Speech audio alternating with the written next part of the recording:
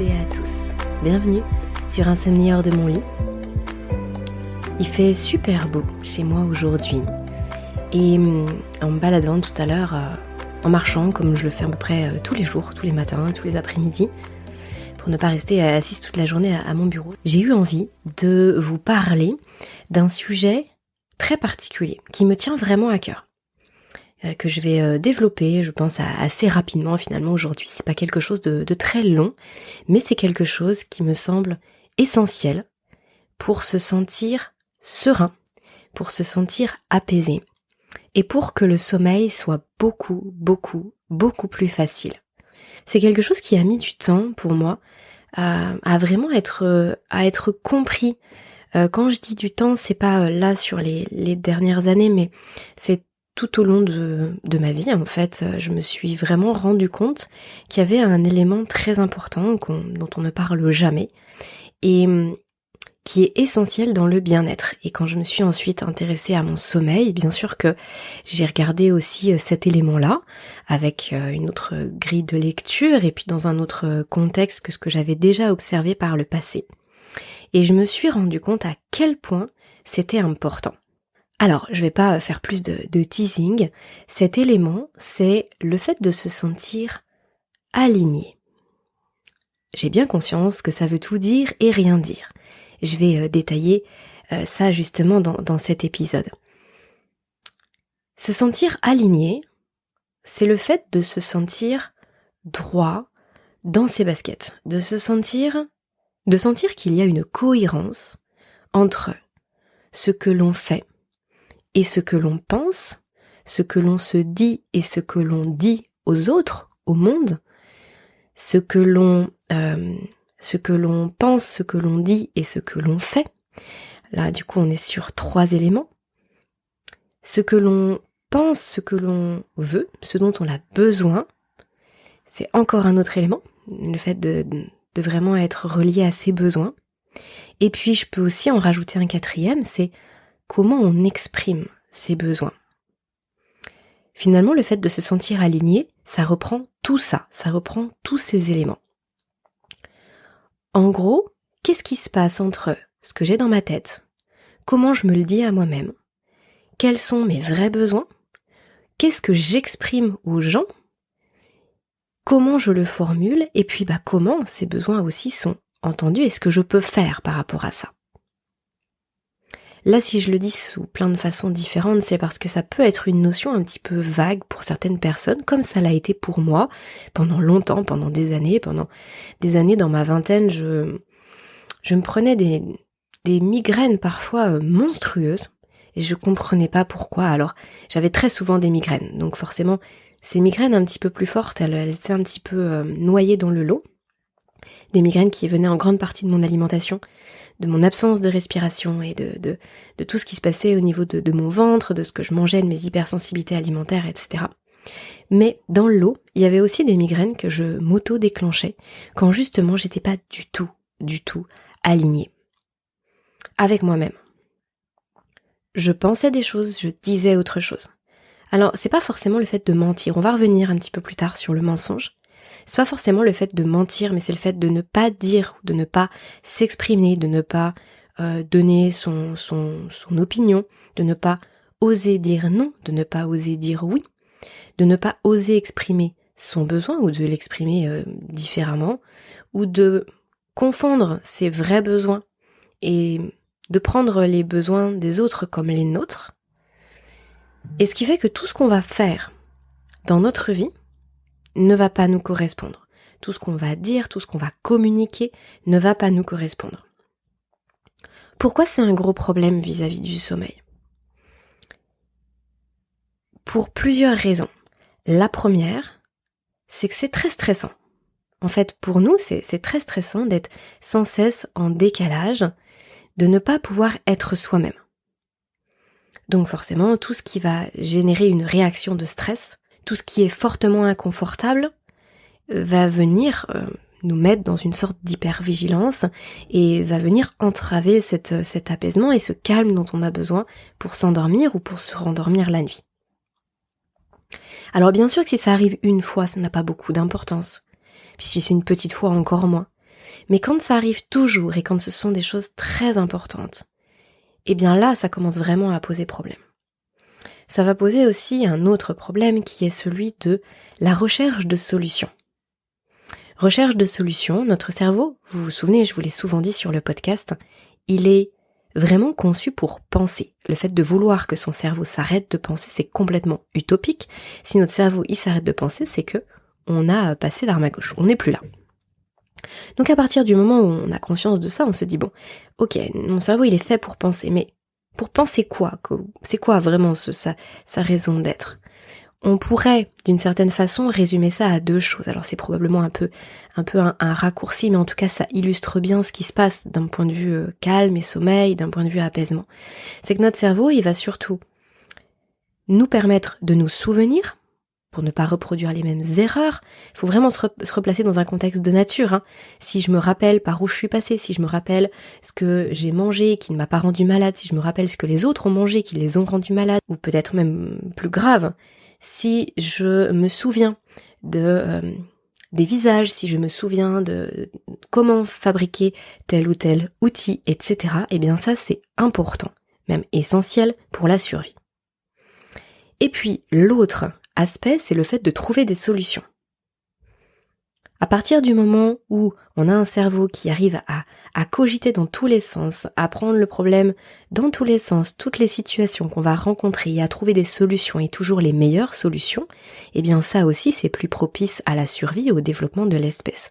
Si aujourd'hui on a pu autant évoluer, si nous sommes toujours sur cette terre, parce qu'il y a beaucoup d'espèces qui ont disparu depuis longtemps en fait, pour différentes raisons, hein, on est bien d'accord. Si notre espèce humaine en est là où elle est aujourd'hui, c'est parce que justement notre cerveau, il a ces facultés-là. Ce qui est merveilleux. Mais ce qui, dans un contexte sommeil, dans un contexte tel que on le vit aujourd'hui dans les sociétés qui sont les nôtres, peut être vraiment très problématique parce que c'est exacerbé à outrance. On est dans des sociétés, hein, de façon générale, dans énormément de pays, ça fonctionne comme ça, où il y a des stimulations permanentes, une nécessité d'être en hypervigilance, en hyperactivité tout le temps, et donc notre cerveau, il carbure vainement, il turbine. Donc il vient mémoriser et il vient trouver des solutions. Pour revenir à mon propos, si on est dans une situation où on n'est pas aligné avec nous-mêmes, eh bien c'est comme si on était dans une situation de problème. On rencontre un problème. On devrait faire ça, on ne le fait pas. On devrait dire ça, on ne le fait pas. On devrait exprimer ça, on ne le fait pas. On devrait aller à droite, on va à gauche, etc., etc. Ça génère vraiment des situations problématiques pour notre subconscient, mais aussi pour notre conscient. Il n'y a pas besoin d'aller chercher très très loin finalement. Et donc notre cerveau, il va tourner pour toujours trouver de nouvelles solutions. Et puis peut-être aussi d'une certaine façon pour ne pas s'oublier, pour ne pas qu'on oublie qui on est, pour ne pas oublier ce qu'on aime, ce qu'on veut, etc. Donc il part dans tous les sens, et on rumine, et on cogite, et on a beaucoup de mal à s'apaiser. Je vais prendre un exemple, alors des exemples honnêtement, il peut y en avoir bien évidemment des milliers. Il y en a qui sont plus importants que d'autres, je peux en prendre plusieurs, cela dit. Par exemple, le fait de faire un bout de chemin avec une personne qui ne nous convient pas. Eh bien ça, vis-à-vis du sommeil, c'est extrêmement compliqué. Quand on sait que son partenaire, qu'on devrait arrêter ce bout de chemin-là avec cette personne-là, mais qu'on reste pour des raisons diverses et variées, c'est très compliqué pour le sommeil. Quand on est extrêmement mal dans son travail, non pas parce qu'il y a trop de charge de travail ou parce que pour d'autres raisons, mais tout simplement parce que ça ne nous convient pas, que les valeurs de l'entreprise ne nous conviennent pas, qu'on ne s'entend pas avec ses collègues, que notre responsable n'est peut-être pas assez respectueux, etc. Ça, c'est extrêmement néfaste pour notre bien-être intérieur et ça se traduit sur notre sommeil. En tout cas, ça peut, pour les personnes qui vont avoir vraiment tendance à cogiter, ça peut vraiment être catastrophique sur le sommeil. Quand je dis qu'ils vont avoir tendance à cogiter, c'est parce qu'il y a certaines personnes qui vont avoir plus de facilité que d'autres à tourner des pages, à diminuer l'impact des stimuli extérieurs, qui vont avoir plus de facilité à prendre du recul, d'autres beaucoup moins. Ça dépend de notre éducation, de notre histoire, de notre parcours, des valeurs qui sont les nôtres, etc. Et puis après, il peut y avoir des choses beaucoup plus simples dans la vie. Par exemple, on sait qu'on est très fatigué à 22h, on aimerait bien aller pouvoir se reposer, mais on va lutter jusqu'à 23h parce que notre conjoint, il est là, lui il se couche qu'à 23h, ou notre compagne, ou notre femme, peu importe.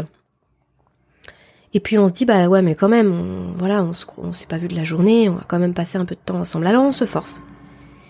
Mais c'est pas ok pour nous, c'est pas notre besoin. Ou alors, on voudrait rester au calme le week-end, on voudrait vraiment prendre du temps pour soi, on sent qu'on en a besoin, notre corps est fatigué, il nous l'exprime. Mais il y a des gens qui vont passer. Mais on doit aller à tel ou tel endroit, on est invité par des amis, on n'ose pas dire non.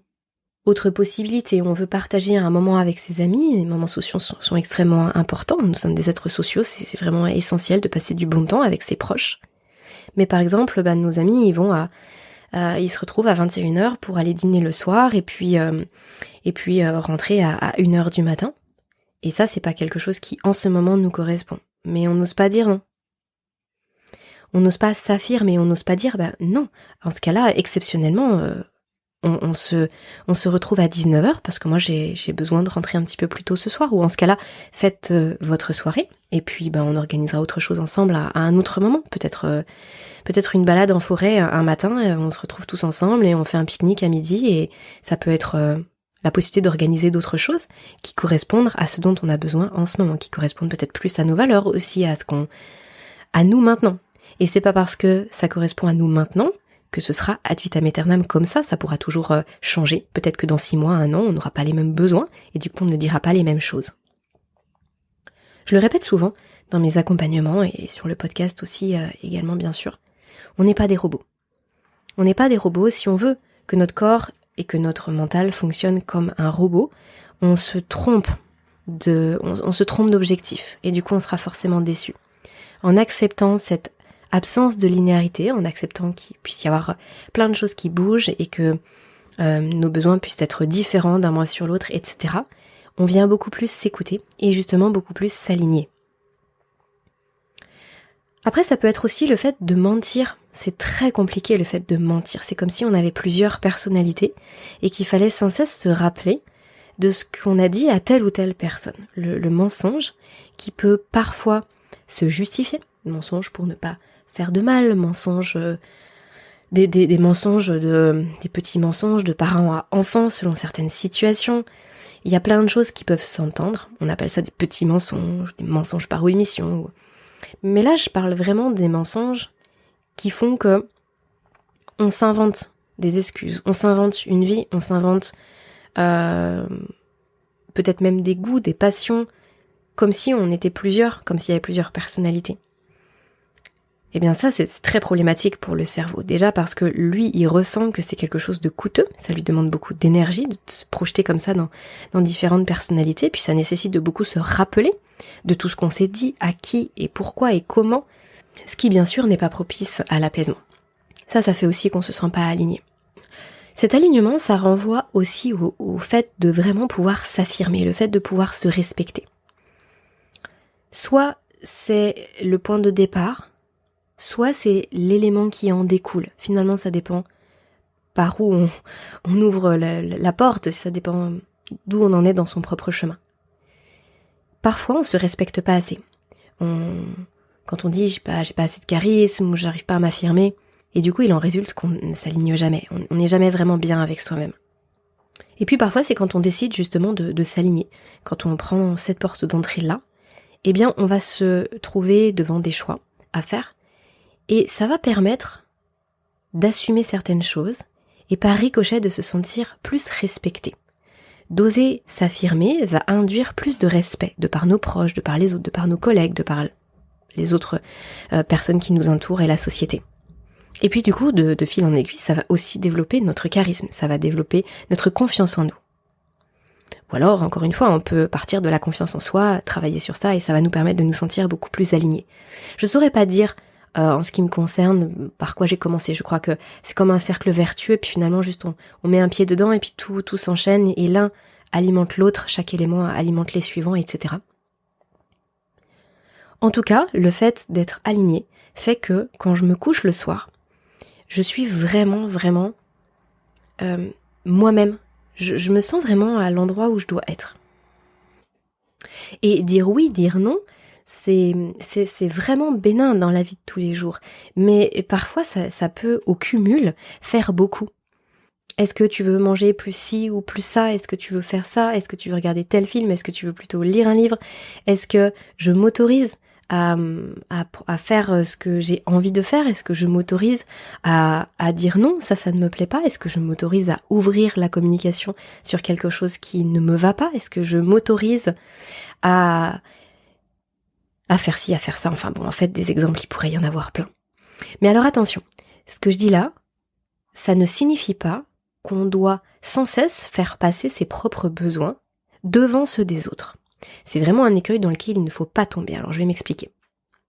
On pourrait vraiment penser que ce que je dis, c'est de l'égoïsme pur et dur, et que finalement, les besoins des autres et le reste, on s'en fiche, et on doit se considérer soi-même toujours en priorité. C'est pas ce que je dis. On peut tout à fait faire passer les besoins de l'autre en alternance avec les siens, par exemple, et pas toujours les besoins de l'autre en priorité. Et puis surtout, quand on fait passer les besoins des autres en priorité, ça ne veut pas dire qu'on n'exprime pas les nôtres. Ça, c'est déjà un point super important. Et au-delà de ça, ça veut dire aussi que lorsqu'on accepte de faire quelque chose qui ne nous convient pas, ça devient notre oui. Ça devient quelque chose qu'on souhaite. Et on s'aligne avec ça. C'est vraiment une grosse différence. Par exemple, je reprends quelque chose de simple. On est très fatigué, les nuits peuvent être difficiles en ce moment, et là, il y a un ami qui vous invite le samedi à faire je ne sais trop quoi en journée. Vous avez vraiment qu'une envie, c'est de rester chez vous, de faire la grasse matinée, de vous reposer, de pouvoir profiter, de pouvoir peut-être faire une sieste, vous êtes épuisé. Mais il y a toujours mille et une raisons qui font qu'on se dit ouais mais bon peut-être qu'il y aura pas d'autre occasion, peut-être qu'il me reproposera plus, et puis peut-être que c'est pas respectueux. Et du coup on dit oui. Et on y va. Sauf que pendant toute la journée, on va ruminer le fait qu'on aurait dû dire non. Et finalement, qu'on aurait été mieux chez soi. Là on perd à tous les coups. Parce que du coup on ne s'est pas écouté, on ne s'est pas reposé. Et en même temps on ne profite pas de cette journée pour laquelle on a dit oui. Si on décide de dire oui, quelles que soient les raisons qui nous poussent à le faire, alors on embrasse le oui. Alors on y va à fond, on profite, on ne se culpabilise pas d'avoir fait ce choix-là. Ça a été notre choix. Peut-être que le choix prochain sera différent, peut-être qu'on en tirera des conclusions pour une prochaine fois, mais ça veut dire qu'on va venir apprécier, embrasser la situation et l'apprécier à sa juste valeur. On va venir s'aligner avec notre choix. Et souvent, ce qui se passe, c'est qu'en fait, on fait des choix et on ne s'y aligne jamais. Donc on fait des choix qui ne correspondent pas forcément à nos besoins, à nos envies, à ce qui serait bon pour nous, et en même temps, on ne s'aligne pas avec cette décision, ce qui fait qu'on est doublement perdant. Et quand on dit non, si par exemple là, dans la même situation, on décide de dire non, alors on est enthousiaste d'avoir dit non et on assume complètement ce choix. Ce sera pour une prochaine fois. Parce que du coup, à l'inverse, si on reste chez soi en se disant j'aurais dû y aller, on se met une pression monstre, ce qui fait que non seulement on ne dort pas le matin, mais on ne fait pas de sieste, et puis finalement on s'active dans tous les sens parce qu'on aurait dû être ailleurs, eh bien on est à nouveau perdant. C'est pour ça que cette notion d'alignement, elle est vraiment essentielle. Où est-ce que je porte mon attention? Quel est mon choix? Et avec quoi je m'aligne? Avec quoi je suis vraiment en lien? Qu'est-ce qui me parle pour moi? Qu'est-ce qui correspond à mon besoin, à mes valeurs aujourd'hui? Et j'y vais à fond, j'y vais à 100%. Mon choix, je l'assume, c'est le mien. Et je ne me dis pas qu'est-ce que ça aurait été si j'avais fait un autre choix. Est-ce que ça veut dire qu'on peut jamais revenir en arrière? Si, bien sûr que si. Là par exemple, on est vendredi, votre ami il vous appelle pour le lendemain, vous êtes complètement crevé, vous dites non, et puis finalement vous faites une sieste dans l'après-midi, vous vous sentez mieux, vous vous dites ok, là je suis enthousiaste, j'ai envie d'y aller, on dit oui. Mais en fait ce qui va être important c'est de maintenant s'aligner avec le oui et de pas être entre deux. Moi, ce que je constate, ce que j'ai pu expérimenter, mais ce que je vois de façon extrêmement fréquente, c'est que finalement, tout le monde a, comme l'expression le consacre, le cul entre deux chaises. On est toujours entre deux, on n'est jamais aligné avec ce qu'on fait, avec ce qu'on veut. Ça met notre cerveau vraiment dans une instabilité permanente et ça n'aide pas au sommeil parce que vraiment ça vient alimenter toutes les ruminations et les cogitations nocturnes ou au moment du coucher ou pendant la nuit. Aujourd'hui dans ma vie, il y a plein de choses que j'aimerais voir changer. Mais en même temps, je sais que j'œuvre vers ça et je sais qu'il y a des choses qui ne peuvent pas changer pour le moment. Je les accueille, je les accepte et je suis alignée avec ce que je fais et avec qui je suis aujourd'hui. Et vraiment, cet alignement, il me permet de me sentir bien et quand je me couche le soir, je me sens moi-même, je me sens heureuse, je suis avec mes proches et ce bien-être et cet alignement ne m'empêchent en aucun cas d'aller de l'avant et de faire des choix pour mon futur. Il n'y a aucune fatalité dans le fait d'être aligné. Mais par contre, mes choix d'aujourd'hui, ce vers quoi je vais, ce pourquoi j'œuvre, c'est ok, c'est ce qui me correspond. Et il y a quelques mois de ça en arrière, il y avait vraiment quelque chose qui ne m'allait pas, qui ne collait pas avec ce que je souhaitais faire, je me sentais pas alignée. Au début c'était le cas, puis après les choses ont évolué, il y avait vraiment des choses qui me gênaient. Et je sentais qu'il y avait une résistance intérieure. Je me sentais avec une frénésie intérieure beaucoup plus grande et l'inconfort a grandi. Et je sentais que j'avais plus de...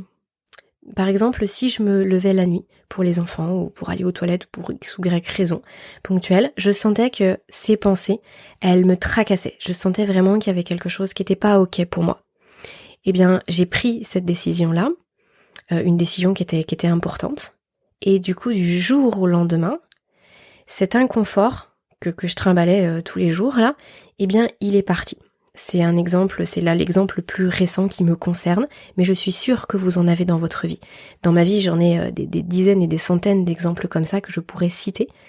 Et à partir du moment où on en prend conscience et où on agit en fonction, ça veut pas dire agir du jour au lendemain, on peut aussi se laisser du temps. On peut laisser quelques semaines, le temps de voir comment ça se passe, parce que forcément si on est trop impulsif, il y a plein de choses à côté desquelles on passe, c'est évident. Mais gardez en tête que cet élément d'alignement, il est vraiment, vraiment essentiel.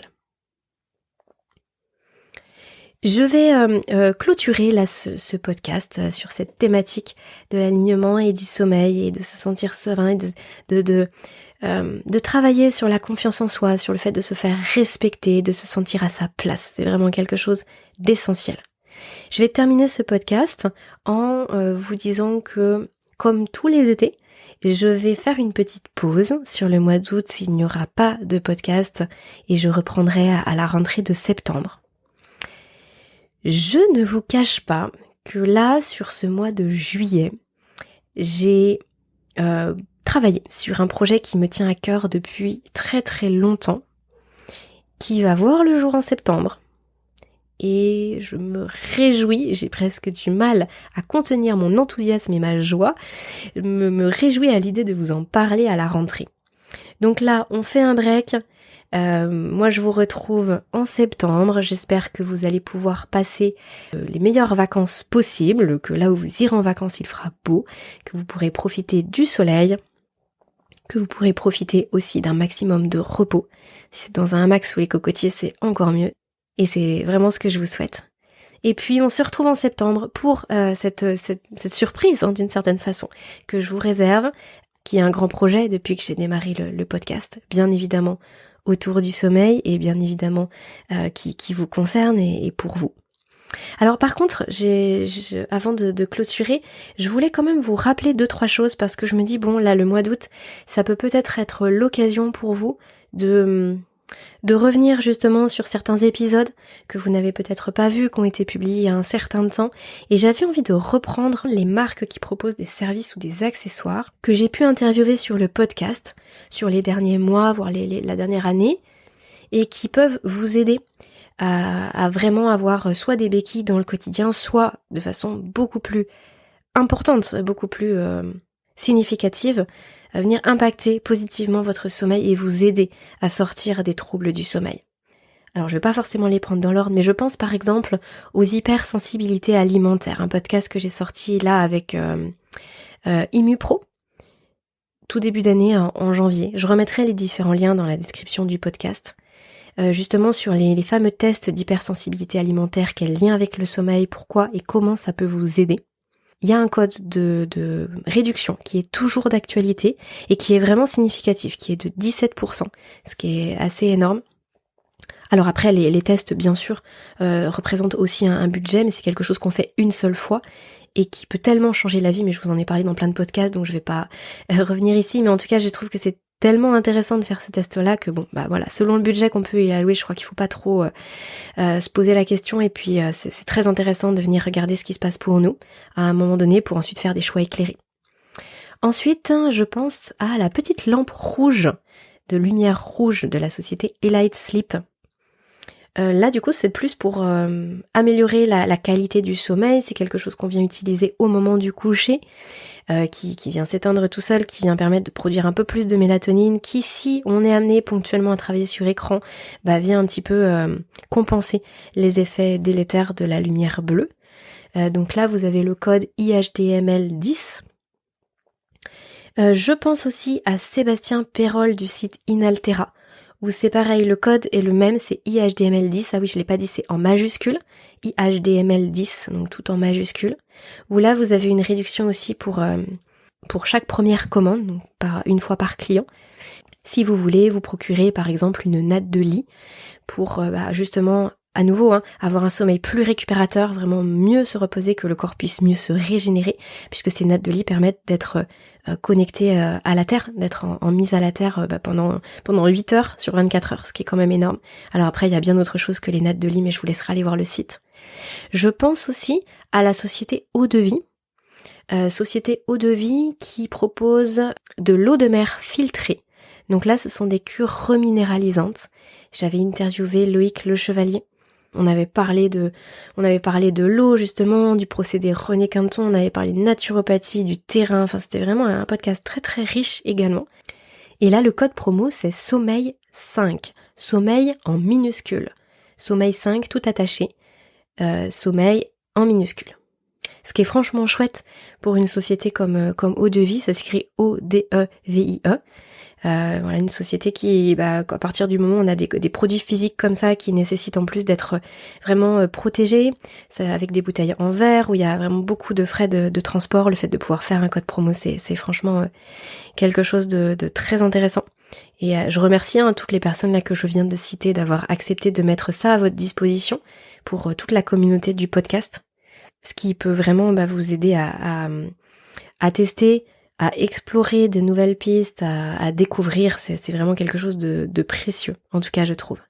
Et je pense aussi à Psychonautes, la plateforme Psychonautes, j'avais interviewé, alors là ça date un petit peu plus, c'était l'année dernière, il y a peut-être 1 an et quelques, Kevin Finel qui est le co-créateur de la plateforme Psychonautes, qui est une plateforme d'auto-hypnose. Kevin Finel c'est un formateur, c'est créateur de large formateur en hypnose et puis aussi un hypnothérapeute. Et il a créé avec Bruno la plateforme Psychonautes qui permet justement de travailler au niveau de son mental, de travailler au niveau des différents niveaux de conscience, de notre esprit, de venir travailler sur nos émotions, sur le sommeil aussi, sous forme de séances d'auto-hypnose. Donc ça veut dire qu'on peut le faire à tout moment chez soi. Et là c'est pareil, en fait je vous mettrai aussi le lien en description, du coup ça vous permet d'avoir vraiment du temps gratuit de découvrir ça pendant 1 mois complet pour voir si ça vous convient, et puis après de continuer en fonction de ce que ça vous apporte. Donc je trouve que c'est aussi un avantage très significatif parce que si on teste pas on peut pas savoir si c'est intéressant et si c'est bon pour nous. Donc à partir du moment où on a la possibilité de pouvoir explorer ça, de le faire pendant 1 semaine, 15 jours, 3 semaines, ok, là d'un seul coup ça vient nous parler, ou on se dit non c'est pas du tout pour moi, ou alors c'est génial, c'est en train de me changer la vie, et puis on fonce. Alors après, bien sûr qu'il y a énormément d'autres interviews que je vous invite à écouter, ou peut-être même à réécouter si vous les avez aimées courant de cet été. Là en l'occurrence je voulais vraiment mettre en avant les choses qui peuvent que vous pouvez vous procurer et qui peuvent changer des choses dans votre quotidien, je veux dire à court terme, pour venir se sentir agir, se sentir concrètement avancer vers son sommeil. Mais après, bien évidemment que dans chaque interview, vous avez, alors au-delà des épisodes que moi je fais, bien évidemment, vous avez à chaque fois aussi le travail de chaque invité que je reçois qui peut bien évidemment vous aider. Je pense à Leonardo Pelagotti qui a écrit des livres, mais c'est pas le seul, et qui propose aussi beaucoup de choses autour de la respiration, etc. Je pense à Julien Lepage, je pense à Béatrice Levinson, je pense, à toutes les personnes que j'ai interviewées là depuis 12-15 mois. C'est extraordinaire, les rencontres que je peux faire aussi grâce à ce podcast, ou les rencontres que je fais et que ce podcast me permet de vous faire découvrir. C'est quelque chose qui me nourrit beaucoup et je sais que ça vous touche aussi et ça vous aide. En tout cas, c'est le retour que vous me faites et ça, c'est quelque chose qui est vraiment, qui a pas de valeur. C'est extraordinaire ce que ça peut m'apporter, vos retours, et le bonheur que j'ai à chaque fois que je vous diffuse un épisode. Donc profitez de ce mois d'août pour vous replonger dans ces épisodes-là, peut-être pour aller plus loin sur certaines choses, parce que n'oubliez pas que il ne suffit pas de savoir, de comprendre, le plus important c'est de passer à l'action. Et puis plus on passe à l'action tôt, et plus ça va vite, et moins c'est difficile. Je vous souhaite un très très bel été, qui a déjà un peu commencé, mais en tout cas sur cette partie d'été où je ne vous parlerai plus, je vous retrouve en septembre à la traditionnelle rentrée, qui n'est la rentrée que pour la rentrée scolaire, mais c'est pas grave, ça reste quand même la rentrée.